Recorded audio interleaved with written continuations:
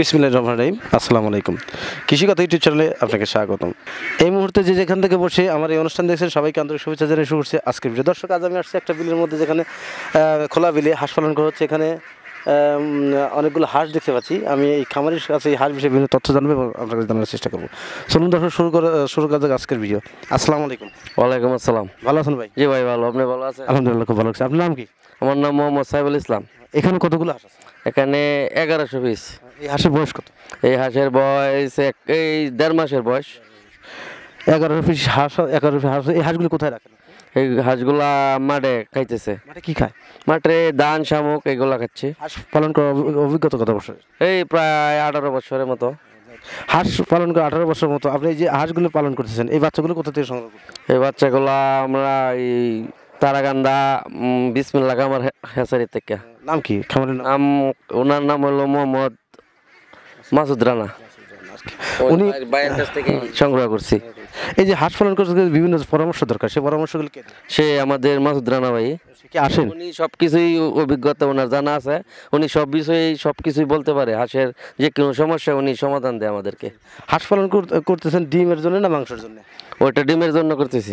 এই হাঁসগুলো কত মাস বয়সের থেকে ডিম দেবে? ওইটা আপনার কাছে 5 মাস 5.5 মাস বয়সের মধ্যে ডিম দিবে। এই হাঁসটা তো 5 মাস 5.5 মাস ডিম দেবে। হ্যাঁ, এখানে 1100 হাঁস আছে। 1100 হাঁস থেকে প্রতি মাস যখন ডিম আসবে, তখন প্রতিদিন কি পরিমাণ ডিম পাবেন? প্রতিদিন 1100 হাঁসে আমার মনে হয় যে প্রায় এই 80-85% এরকম ডিম থাকে আমার হাঁস।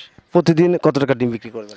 প্রতিদিন দৈনিক আমরা যদি হ্যাচারিতে ডিম দিই তাহলে প্রতি ডিমের রেট পড়ে 21 টাকা, 20 টাকা, 50 পয়সা পর্যন্ত।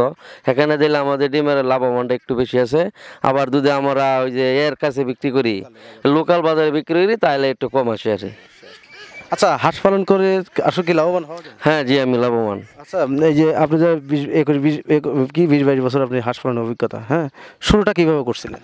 প্রথম অবস্থান থেকে আমি 200 হাঁস নিয়েছিলাম। 200 হাঁস নেওয়ার পর থেকে আপনার মনে করেন 200 হাঁস নেওয়ার পরে আমি প্রথম ডিম পাড়াইছি। ওইটারে ডিম পাড়াই মোটামুটি একটা ভালো আইছে। তারপরে 500 নিছি, তারপরে 1100 এখন নিলাম আবার 1100-1200 এইভাবে ফালতেছি থাকে আর কি।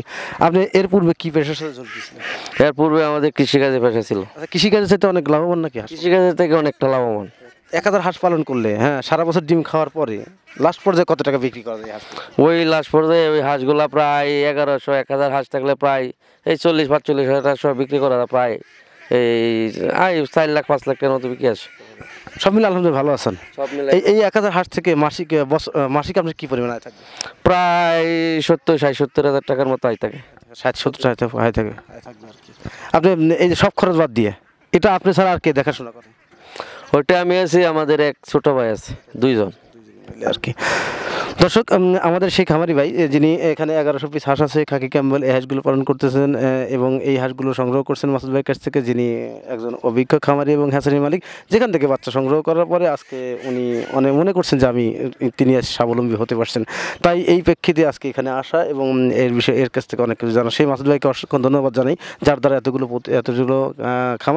খামারিরা প্রতিষ্ঠিত হতে পেরেছে এবং তার গুণগান সবসময় গাচ্ছে। তো দর্শক, যাদের হাঁস এবং হাঁসের বাচ্চা বা যে কোনো বয়সে হাঁস এবং হাঁসের বাচ্চা দরকার, তারা অবশ্যই ভিডিও স্ক্রিনে এবং ডিসক্রিপশনে মাসুদ ভাইয়ের নাম্বার দেওয়া থাকবে, যার বাসা তারাকান্দা বাড়ি, ময়মনসিংহ, যেখান থেকে আপনি বাচ্চাগুলো সংগ্রহ করে আপনি নিজে খামার করে স্বাবলম্বী হতে পারবেন।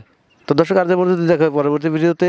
আরেকটা গুরুত্বপূর্ণ কথা না বলে না, যেখান থেকে এখানে 1100 হাঁস আছে, এই হাঁস থেকে তার মাসিক আয় থাকবে 60 থেকে 70 বা 80 হাজার টাকা। তো এই হিসেবে করতে গেলে প্রায় আপনার 8-10 লাখ টাকা আয় থাকবে এই 1000 হাঁস থেকে। কোনো ব্যক্তি যদি সঠিকভাবে হাঁস পালন করে, তাহলে 1000 হাঁস থেকে তার পরিবারে চলা সম্ভব।